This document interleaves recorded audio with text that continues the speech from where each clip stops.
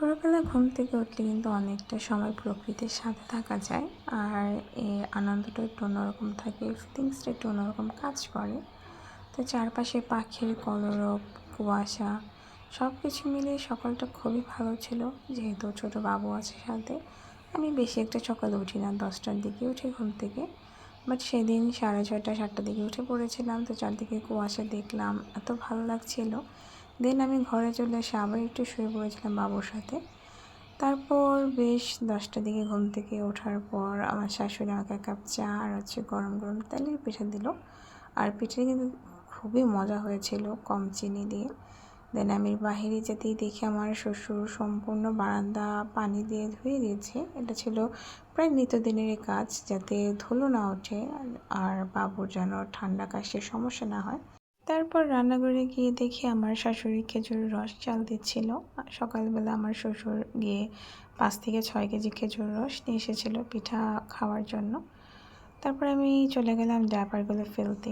আর এই গর্তটা কিন্তু সম্পূর্ণ ডায়াপার দিয়ে আমি প্রায় ভরে ফেলেছিলাম, কারণ দিনে আমার 7 থেকে 8টা ডায়াপার খরচ হতো শীত পড়ার জন্য। তো যাই হোক, এটা ছিল আমাদের বাড়ির সামনের একটা ক্ষেত।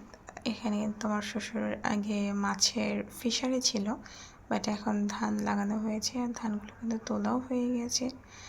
তো যাই হোক, এটা হচ্ছে আমাদের বাড়ির উঠান। এখানে অনেক ধরনের গাছ আছে, বাট বাড়ির ঠিক মাঝখানে 3টা আম গাছ আছে। এটা হচ্ছে আমার শাশুড়ির হাতের গাছ, এটাতে মুকুল চলে এসেছে এবার। আর এটা হচ্ছে আমার জায়ের হাতের গাছ, আমার ছোটো জা। আর এটা হচ্ছে আমার হাতের আম গাছ। আর এটা কিন্তু চারা গাছ, তাদের দুজনেরটা হচ্ছে কলামের গাছ। বাট আমার কলামের গাছ ভালো লাগে না, তাই আমি একদম বিচি থেকে এই গাছটা উঠিয়েছিলাম। তো মাশাআল্লাহ অনেক বড় হয়ে গিয়েছিল।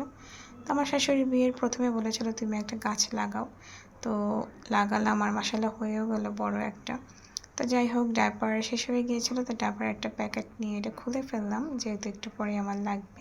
আর এই মাসে আমার 4 প্যাকেট অর্থাৎ 200 পিস ডায়াপার লেগেছিল, যেহেতু প্রচুর ঠান্ডা পড়েছিল। প্রায় 6,000 টাকার মতো আমার এই ডায়াপারের পিছনেই গিয়েছিল। তো যাই হোক, বৃহস্পতিবার হওয়ায় বাজারের দিন ছিল, আমার হাজব্যান্ড আমার জন্য এই মোড়ালিগুলো নিয়ে আসে। আর এটা ছিল খেজুর গুড়ের মোড়ালি, খুবই মজা ছিল। আর হচ্ছে সাথে এনেছিল বাবুর জন্য দেশি মুরগি 2টা। তারপর আমার শাশুড়ি এগুলো কেটে ফ্রিজিং করে রেখে দেয়। অ্যান্ড রাতে সবাই মিলে খাওয়া হলো হচ্ছে পিঠা। এটা আমরা সবাই পিঠাই বলে, অনেকে কলা পিঠা বলে, এক এক জায়গায় এক এক রকম নাম বলে। আর পিঠাটি কিন্তু দারুণ মজা হয়েছিল, খেজুরের রসের পিঠা, সাথে ছিল গরুর দুধ, জাস্ট অসাধারণ হয়েছিল। তো আজকের ভিডিও এই পর্যন্তই। ভালো থাকবেন সবাই, আল্লাহ হাফেজ।